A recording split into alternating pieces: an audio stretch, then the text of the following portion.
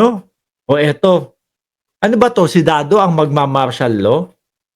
Kasi parang gustong mag-martial law ni Dado o sinasabi o tinatakot na naman ang mamamayang Pilipino na magma-martial law si Pangulong Bongbong Marcos. Namin niyang pinahiram lang namin sa inyo na ang mag-aasta kayo, akala ninyo kung sino kayo. Eh, BBM, wala ka pala eh. Pinahiram ka lang pala ni Dado eh. No? Pangulong Bongbong Marcos, eto pala nagpahiram sa iyo ng pagka-presidente. Kaya ho, nako, kapag ka si Dado tumakbo ng pagka-presidente sa 2028, 40 milyones daw po, no, yung miyembro nila. Ano, expect nyo, hindi iboboto si Dado? Ewan ko lang ho, kung tatanggapin ng COMELEC, yung mga botanteng langgam. Ewan ko ho, kasi yung 40 million ho na sinasabi ni Dado, hindi ko pa ho nakikita. 36 lang ho ang nakikita ko sinasabi. Ito ho, no? At mukhang hindi, wag naman, ayoko namang mangyari yun. Pero mukhang hindi aabot ng 2028 yung iba yung iba dito. Dado, ikaw 36 lang. Dapat sinabi mo 36 million na lang. Baka maniwala pa kami. No, hindi 40. Hindi pwedeng tatakutin nyo kami, magmamartial law kayo, gago! Sino ho ba nagsabing magma-martial law, mga kababayan? Yung mga DDS lang naman ho ang paulit-ulit na nagsasabi. Actually ho mga kababayan, no? Baka yung iba pa nga dito majority ng mamamayang Pilipino, baka ang sabihin pa, sige na nga, Presidente Marcos, mag-martial law ka na. Para mahinto na yung mga panggugulo ng mga Duterte. Di ba, Ma'am Course, Salcedo Channel? Ano ho? Sige na, Pangulo, mag-martial law ka na muna para tumahimik tayo dito sa Pilipinas. Para matigil na yung mga panggugulo nila, Dado, panggugulo ni dating Pangulong Duterte. Oh. Martial law, Martial law, sila lang ho ang takot dyan, mga kababayan. No? Dahil po, yung ginagawa nila, wala naman pong mga kakwenta-kwenta at labag na po sa batas. martial law? Hindi nyo ba, mga kababayan, naintindihan yung martial law? It's a power that we lent them. It's a power that we allow the president to use when he feels like using it. Hiniram lang niya sa atin. Ba't takot na takot sa martial law to? Wala naman ako nababalitaan na magdedeklara ng martial law ang ating Pangulo. Tayo ang may power. Tapos matatakot yun. Kili-kili power, bunganga power, ano pa, Dado? Mga kababayan, abay, huwag kayong matakot. Magdeklara yan ng martial law. Makakaktikim niya ng martial law ng taong bayan. Ayan. Baka yung taong bayan, ako, salamat po, Pangulong Ferdinand Marcos Jr., nag-martial law ka. Matitigil na yung mga walang kakwenta-kwentang pagkilos nila, Dado. Pati ho yung pagbabanta nila, Dado. Ano? Malamang ho yung mga yan, yung mga pagbabanta nila, mga kababayan, matitigil ho yan. Malamang ho, baka nasa ilalim na lang ho ng mga kama nila yan. Subukan mo, BBM, magdeklara ka martial law. Subukan mo. Naku, iba talaga si Dado.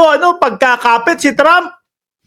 Pagka ang kapit mo si Donald Trump, kaya mong pagbantaan ang presidente. Subukan mo, BBM, mag-martial law ka.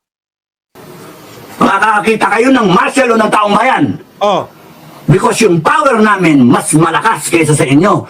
Ay, kayo lang yung may power, kami hindi. No? Alam namin, lalo na kapag kayong araw-araw kayo nandiyan sa EDSA, tapos kulang yung ligo, wala kayong ligo, walang toothbrush, walang sepilyo. Kayo lang yung may power na ganun. Kami wala, Dado. Natatawa tuloy sa iyo si Lisa Maloy. Kami, Dado, kahit papaano naman yung pabango ko, laging yun, talagang mabango yun, Dado. Hindi kami naggaganon, hindi kami nag-e-EDSA. No, kaya wala kaming power na sinasabi mo, kayo lang yung may power na ganun. Hiniram mo lang. Kunyari, ang binigay lang namin sa inyo from A to D. Aba, Ha? meron pa palang maganon. Meron pa palang mga, eto lang yung hiniram ni BBM ha, A to B lang. Tapos yung Z, yung letter C to Z, naki ano pa din, naki Dado. From A to K. A to K. Kaya yung L hanggang Z, nasa amin pa. Di sa inyo na lang. sa inyo na lang yan. Ano? Tago mo na lang, Dado. And you cannot think of anything else. Kasi kami alam namin. Na ano? Yung kapangyarihan namin. Oh. Kala pag kung makaasta kayo, kala ninyo kung sino kayo ah. Yung mga may kapangyarihan daw ho, ito mga kababayan, yung FGF ni Dado. Ayan. Ano kapangyarihan itong mga to? Arthritis, mataas ang sugar. Yun ba, Dado? Puro konti na lang ang nalalabi dito ah. Kami? Ano? Matapang kayo kasi nandyan yung armed forces para sa inyo? Hindi! Hindi. Mahati yung armed forces kung hindi sila magbuo na kakampi sa taong bayan. Ayan. Pati ho desisyon ng armed forces, mga kababayan, alam ni Dado. Pinangunahan na din po ang AFP, mga bossing. Yung naririnig natin kay General Bronner, mga kababayan, na rekta, nakasuporta sa gobyerno ang armed forces. Nako, hindi pala totoo. Mas totoo pala si Dado. No, madaming ine-ebas Madaming sinasabi. hati ang armed forces. Yan ang tandaan nyo. Mahahati daw. Ano tingin nyo? Lahat ng armed forces bayaran? Walang prinsipyo? Grabe pala, no? Kapag hindi ka nila kakampi o yung pinapaniwalaan natin, hindi tugma sa kanila, bayaran ang tawag nila. Cheche Boreche, may sayad yan. Si Dado. May mga pamilya rin yan. Hindi, kaya kayo mga babayan, huwag kayong matatakot sa mga nangyayari. EO 81, tinanggal ang Vice President, tinanggal yung mga presidente. Kundi ba naman bopol yan Kasi nga sila yung banta, no? Yung tinutukoy ho doon ni Dado, mga kababayan, tinanggal sa National Security Council ang vice-presidente at ang dating pangulo. Paano ba namang hindi mo tatanggalin yun? Alam mo kung paano sila at gaano sila ka-close sa mga in-check. Di ba? Yung West Philippine Sea, ang tindi ng laban natin kontra sa mga kontra sa China. Puro pambubuli na yung ginagawa sa atin. Tapos ano masasabi nung Vice Presidente? No comment ako dyan. Sabi nung mamamayang Pilipino, BP, miski komento lang bilang Pilipino. No comment pa din.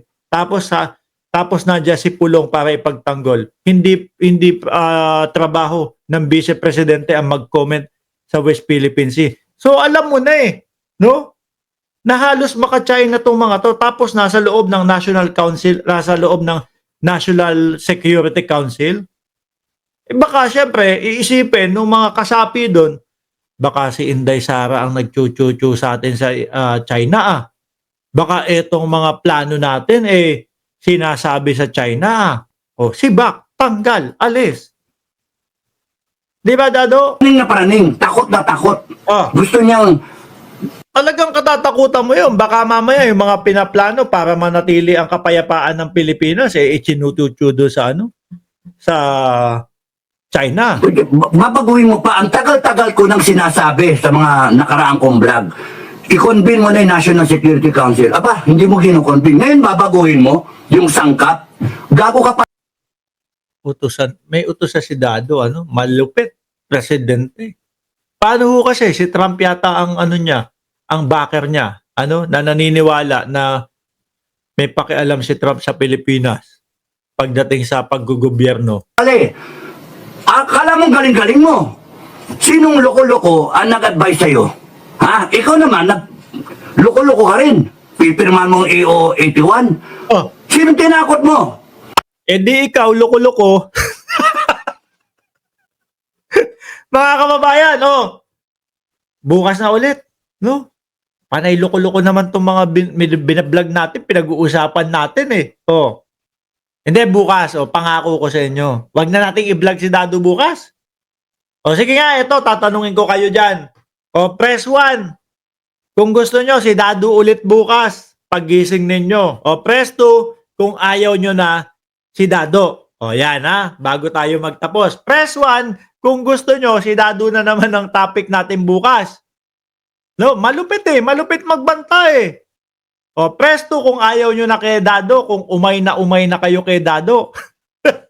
Sabi ni Rego, adventure. O, iba na lang. O, yung iba, dos na, dos. Ay, bitin, saya-saya pag si Dado. O, yung iba, uno. Halupa din eh. O, uno, dos. Ayaw na kay Dado. No? Pero basta pag nagbanta ulit, mga kababayan, at meron na namang sinabi si Dado bukas, iba-vlog natin, ha? Pag may bago siyang pagbabanta. Okay? Maraming salamat and God bless po sa ating lahat, mga kababayan.